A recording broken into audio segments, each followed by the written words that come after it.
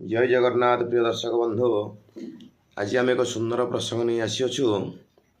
मनुष्य विनाशर कारण यौवनं धन संपत्ति प्रभुत्वमविवेकिता एकैकम्य पेनर्थाय किमु यत्र चतुष्टयम्। यार भावार्थ कौन बुझा?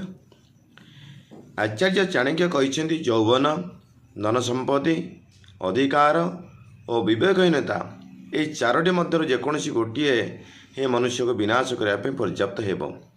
किंतु जदि ये चारोटी संयोगवशतः एकाठी हो गले अर्थात मनुष्य युवक थिबा बेले प्रचुर धन संपत्तिर अधिकारी होई क्षमतासीन होई निजर स्वेच्छाकृत को स्वेच्छाचारी भाव विस्तार करुथिबो ताको के विरोध करने को नथिबे एवं से विचार बुद्धिहीन होता है ताहले मात्र मुहूर्तक मध्य तार विनाश निश्चित होता है।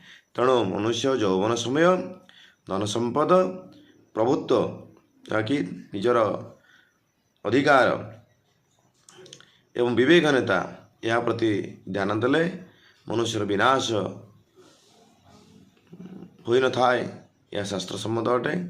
मानिले समस्त मंगल। जय जगन्नाथ।